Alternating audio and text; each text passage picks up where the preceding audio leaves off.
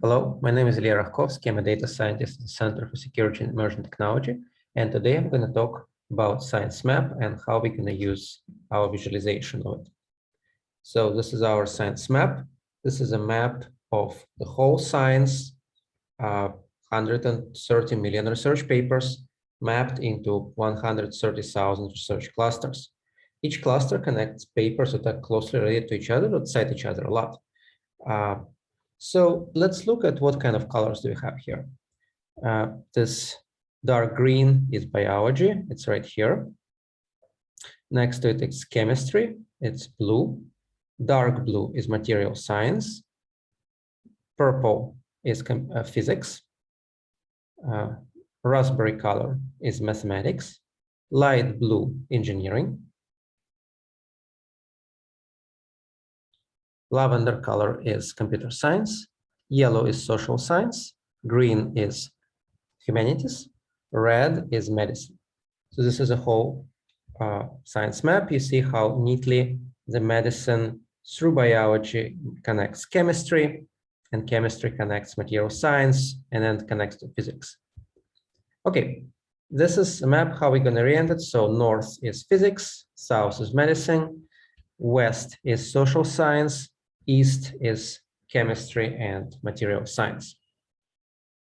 The center belongs to computer science, biology, and earth sciences. This is brown. Okay, now let's filter the clusters we care about, because there are thousands of clusters here. They have a very dense map. Let's see if we can first use magnifying glass. So if you select a particular area of the map like this, you can magnify it, and you can see a lot of dots around us. So you see that this area are not really cohesive, but you have a mixture of different colors. So how do you determine the colors? Let's look at this. Let's see this cluster. This is a computer science cluster. It studies business, engineering, computer science. So it has some influence of social science, some influence engineering, but because its color is lavender, it's mainly about computer science, and it looks at databases, distributed computing, information retrieval, cloud computing, all kind of useful stuff. Okay, so this cluster is 6.6 years old. So as of 2021, an average paper in this cluster was published around 2014, 2015. The AI papers constitute 5% of this cluster, and 2% of the papers are published with some industry co-authorship. US has 16% of papers in this cluster has at least one US affiliation, at least one of the authors is based in US, whereas China has 45% of papers, some Chinese affiliation. Its citation percentile is 14.43. It basically means that 40% of all papers in science corrected by field and by age produce less citations. So it's roughly in the middle. 50% is in the middle. It's close to the middle in terms of citations. Okay, let's look inside this cluster. So if you click on it, you see the detailed information about this cluster. First, you see this is a Microsoft Academic Graph Science classification, and you have these major areas. So computer science is 14%. So if you take a random paper, it has about 40% chance of being computer science, and 26% being business, 18% being engineering. That's why the cluster has this lavender color, because computer science has the highest probability. So most likely the paper belongs to computer science. Now we can move to another level, level 1. It's more detailed scientific classification. So inside computer science, it's about computer network, 24%, about distributed computing, data mining. And then you move lower to the next level with even more precise fields, geolocation, internet, cloud computing. So when you look at the scientific topics, you can see what kind of scientific work is done in this cluster. Next, we can look at the keywords the authors themselves use. So it's not classification. So we have a model that classifies papers into fields, but this is what authors said themselves. Sometimes they say things in a more precise way. So they say IP geolocation, so intellectual property, accuracy, services. Next, we have a set of phrases we extract from abstracts. So in abstract, we extract noun and few adjectives to get a more rich picture of what's being done. So for example, it's a common route or target. So that's very specific keyword, IP address, location IP address, to give you a sense what kind of work is being done in this cluster. Next, we want to look at neighboring clusters. So it has a few neighbors, just 3 of them, because it's relatively isolated. So this is a neighbor, for example, it's neighbor from Earth Science, because this cluster is about geolocation. Geolocation is close to Earth Science. So later we can click on this neighbor and see what kind of cluster is it. Okay, next we move to the right. We see the number of papers over time. So this is in 2016, the cluster added 27 more papers. In 2017, it added 62 more papers, and so on. And lately, it was a bit in a decline, so it was not as active as before. Now, old papers, they were not disappeared from this cluster, they're still there, but not much new research is being added. In the last 5 years, the cluster added 245 papers. And 5% of them was from AI. We have more AI classifications such as robotics, computer vision, natural language processing, but these clusters didn't produce any of them. Age 6%. Now this 3-year gross percentile, it means that in the last 3 years, 27% of clusters grew slower and 70% grew faster. So this cluster was not particularly fast in its growth. Sortation percentile is 40, so 40% of clusters had lower sortation, 60% had more. I guess not very heavily cited cluster. I didn't pick a champion for you. The Chinese language. So 17% of papers in the cluster are written in the Chinese language. The rest is mainly in English, but there can be some other languages. But Chinese is the second biggest scientific language after English, so that's why we underscore it separately. We have this metric extreme growth forecasted. It means that we expect in 3 years this cluster achieve at least 8 to 10% growth rate in terms of number of papers, which we consider extreme. Only about 4 or 5% of clusters reach this threshold. And do we expect this cluster to reach it? No, we don't. We don't expect this cluster to grow. Well, too bad. Okay, now let's look at the specific papers that are relevant for this cluster. Of course, there are hundreds of papers in this cluster, but we picked the most relevant one. So if you see this target with the arrow, that gives you the core papers. So core papers are the papers who are really connected to other papers in this cluster. So they have some citations, some references, so they're connected papers, but they also connected within a cluster, so they're kind of central to it. They're not that much connected to the outside world, scientific world outside this cluster, but they're really connected within it. It kind of gives you the idea what this cluster is about. So if you look at this paper, it's a look at the route or geolocation, public commercial databases, more geolocation internet. So it's kind of a mixture of geolocation, internet, and so on. Now, the star is top cited papers. So this is the ranking of top cited papers. It gives you stars. And the book is a review paper. This cluster doesn't have any review papers, but we're going to see examples of other clusters which do. Review papers has at least 100 references and less than 1,000. Okay, on the right panel, you see top authors. That's people who published a lot in this cluster, and this person published the most, published 21 papers in total in this cluster, and 16 of them were published in China. So not published in China, but while this person was affiliated with a Chinese institution.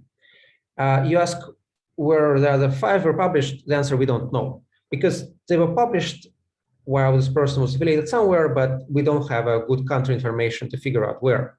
So right now we know that 16 papers affiliated with China, the rest we're not sure. Now this yearly paper citation, what there's? So each year a paper accumulates citation. Usually the older paper is, the more citations it can accumulate, because every year there's some probability that somebody cites this paper. That's why older papers have more citations, and it's not really fair to compare old and new papers. So we divided the number of citations by the age of a paper. So if paper is 5 years old and it had 100 citations, that means that its yearly paper citations is 100 divided by 5, it's 20. In this particular case, the yearly citations numbers are 3, 4, 5. So you have some which is really heavy side print here. Okay, so this is top authors. Next, we have top paper sources. So paper sources is like a journal or conference or a repository for working papers. And number one is arXiv. So there are 21 papers published in arXiv. This is an impact factor. Impact factor is a number of citations. So if you talk about impact factor is in 2021, there's a number of citations accumulated over the 2020 for the papers published in 2018 to 2019. And that's similar to the journal impact factor, though it's a bit higher because the classical impact factor tends to drop self-citations, but we don't do it here because for archives, self-citations may be important. So you have some Chinese journals here. Now we can move on to other panels. This is a summary of a cluster of papers. Next, we move to the countries and institutions. So first, the countries.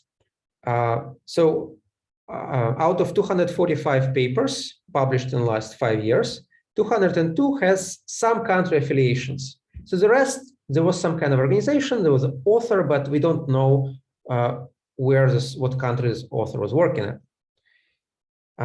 So 182 of these papers were affiliated with top 10 countries, which we present in this table. Number one is China. So authors affiliated with China published 112 papers, and they have yearly paper citation 0.68. Number two is US with 40 papers published. So US affiliated authors published 40 papers. Next on the right, we can look at top funding countries. So out of 245, 78 had some kind of funding from a country. And most of it was from China. So China funded 55% of 78 funded in total. These are citations. Then it was Belgium. Belgium is a bit tricky because European research funding agencies are located in Belgium, the European Research Council, European Community. So whenever we see Belgium on top, most likely it's European funding here. Okay, next, United States, Canada, and so on. Okay, let's move down. This is author affiliation. So author can be affiliated with a commercial organization, a private company, education institution, university, non-profit, or a government agency. Mostly the papers written by people in academia, so almost always education tends to be the top affiliation. Now, on the right here, you have a type of a funder. And almost all scientific funding is done by governments, and government tends to dominate this field, and you can have a little bit of other types. Now, in the middle, we have a presentation of private organizations, so firms that publish in this cluster. So it's Nokia, Microsoft, it's private companies. Usually private companies don't have that many publications, but you may be interested if you figure out that you try to figure out the connection between science and business world. Okay, next, let's look at top author affiliation. So we know that most authors are affiliated with China. China has the most papers. And top author affiliations, Chinese Academy of Sciences, 13 papers, and other Chinese agencies and institutions. So you have this country so you have affiliation name and then a country. So for example, you have Brno University of Technology, and it's located in Czechia. So we know it, and we put it, whenever we know a country, we put it right here. Okay, this number of papers and yearly paper citations, as we discussed before. On the right, you have top funding organizations, don't fund it. So 245 total papers in a cluster, and there is some funding available, information available for 100 papers. The rest of the papers were either not funded or the author didn't acknowledge the fund. And in any case, we don't observe any funding events for these papers. So the top funder is a National Natural Science Foundation of China, which funded 32 papers. And there's a few more Chinese authors, Chinese funders, until you have this European Commission right here. Okay, so this is detailed information about the cluster. Now let's go back and we will learn how to work with filters. So the data here has been updated in October 4, 2021, and it will be updated regularly, at least every 3 months. It takes about 7-8 seconds to load, depending on your internet connection. Okay, so let's try filters. So the default filters you have on top, one is a 3-year growth percentile. That's basically the share of papers that have higher growth in the last 3 years. So for example, if you want to have top 50% of papers based on 3-year growth, we do this. We didn't really prune the number of clusters because we just drop roughly half, so we still have 60,000 clusters left. This is a percent of AI. So if you want to have a lot of AI, for example, you want to have at least 70% of AI. This is what you see. This is mostly computer science, purple. You have few clusters here. It's mathematics, yellow social science. But if you open this cluster, you should see that that's a cluster about artificial intelligence. So that's convolutional neural network, artificial neural network. This is artificial intelligence cluster. Okay, so I wanted to show you some reviews which were absent from a previous cluster. So you see this book, that's a review paper. So if you want to read the paper that reviews this cluster, you can see it here. So this is a review of accelerated CNN interference ASIC. It's published recently. Out of its references, so review paper has references, basically proxies for the review area that it reviews. 74% of these references is in this cluster. So it's a good approximation of what's going on in this cluster. The core papers also have core statistics. So here core statistics 500 and so on. So I'm not going to get into detail how it's calculated, but basically high core statistic, it means that a cluster paper has a lot of citations, and these citations tend to be concentrated in this cluster. The top cited papers have just a number of citations and field percentile. So you see that these papers are very highly cited. There are almost no papers that have more citations than this. You have more than thousands of citations. So very prominent work. Okay, now let's go back to our filters. What I want to show is how to add more filters besides this default one. So you go to settings, and this is the default filters that we see. Oh, we forgot about this subject. So subject, you can search a particular area of science you're interested in using subjects that are parts of Microsoft Academic Graph, but you can think something. For example, we can search clusters about mushrooms, which is a level 2 field. So that's more detailed. You have level 0 is the most aggregate. So let me try more aggregate. So this is, I'll try biology. Biology is level 0 field. So that's fairly aggregate. But because it's aggregate, we have a lot of clusters. So you see the clusters here have different colors because biology doesn't have to be dominated. It just have to be present in top 3 science field classifications. So for example, this cluster is colored as medicine because medicine dominates, but biology is number 2. So biology is still retained after we apply this filter. Okay, this is biology. Then we can go to botany. Botany is a next level lower than biology. And you see we have less clusters, so medicine almost disappeared. And after botany, we can go to mushrooms. And mushrooms are just few clusters right here. So we have, actually, we can click on this and learn about science of mushrooms. Okay, so this is how to use this search. Now let's look at this detailed filters. So cluster search, I'll cancel this, guys, because we're not going to use them anymore. Okay, I will just add all of them so we can see them.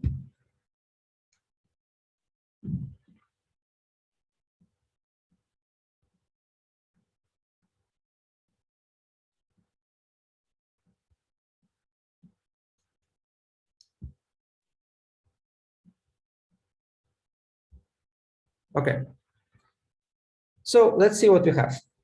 So CSAT produces a lot of work about AI.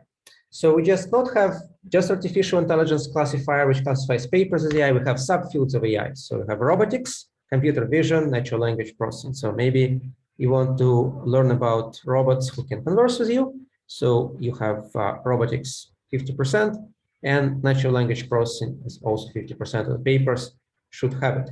What do we see? Well, they're not yet talking robots. They're not available yet. The filters we impose were too restrictive, so we cannot find these clusters. Okay, let's relax this.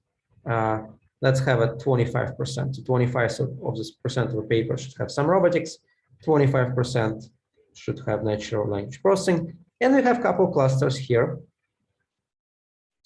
So it's about computer science, human-computer interaction, natural language processing. So once we impose this very detailed pictures, we were able to filter out 2 clusters out of 123,000. Okay, so this is AI filters. Next, you can look at most common subject area. So when you searched biology, remember biology was, it has to be in top 3, but it can be medicine if biology number 2. Now let's search for biology for it to be on number 1. And you see all colors are dark green because we only kept the clusters that are mainly biology. I mean, not necessarily mainly, but the biology is a majority. It's a most common field. Okay. Now let's look at country influence. So you have percent of paper that has at least some US affiliation, China affiliation, Chinese language.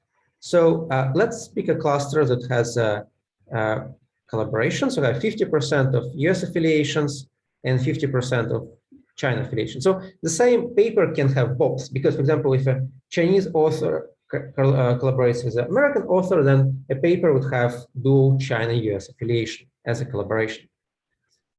So this is all the clusters that have 50-50. So you have some collaborative work in mathematics, biology, chemistry, and so on. Okay, so this is China. This is Chinese language. So we have Chinese National Knowledge Infrastructure Database, which has all the papers written in Chinese language in the People's Republic of China. So we can look at the clusters, so that at least 50% Chinese language, and there are a lot of it. So you see almost the whole science map is present there in a Chinese language studies in CNTI. And even if you increase this share to more, to 75%, you still have the recognizable shape of the map right here. So you have still thousands of clusters, which are mainly in Chinese language. Okay, dominant country. So that's a country which produces more research than other countries. And you can look, for example, the Armenia. So what is a country, what is a cluster where Armenia produces most research? And this is 10-15 clusters where it does. Okay, this is physics clusters, material science. So we can open one just to see it. Okay, this is papers, countries, and Armenia is number 1 with 16 papers, Georgia number 2 with 15. Okay, So this is Armenian, and top affiliation is National Academy of Science Armenia. So this is a real Armenian cluster.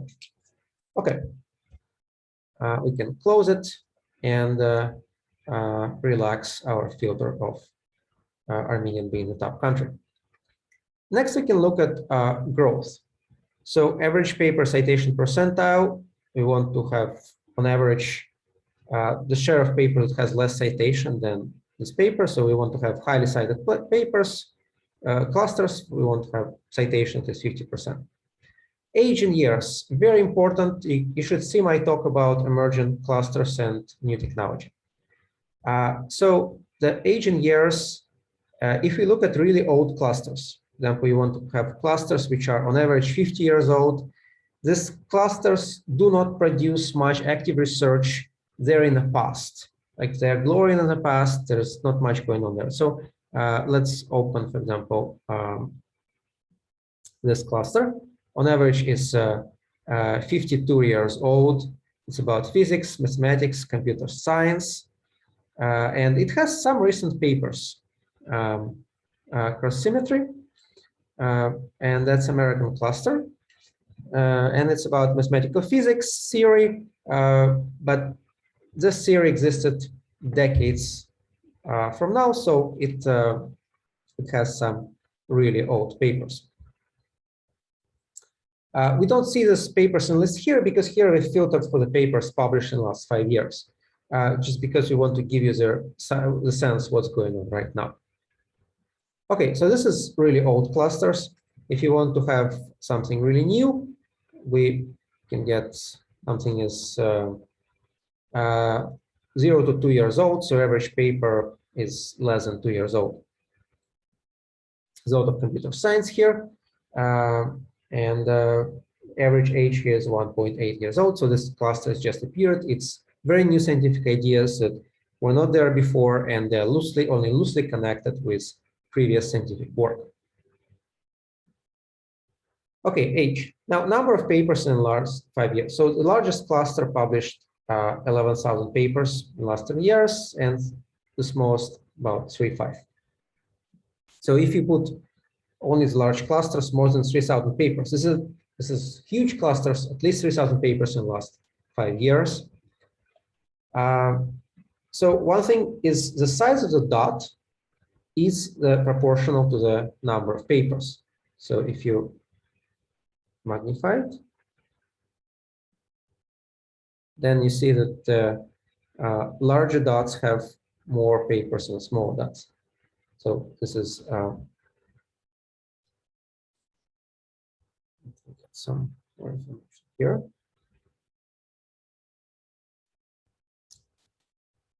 Okay, so this paper has 39 papers in the last 5 years, and this paper is 934, and it's slightly larger size of the dot. Okay, so we can, instead of having dots as a size of the paper, we can also change it and use as a share of AI.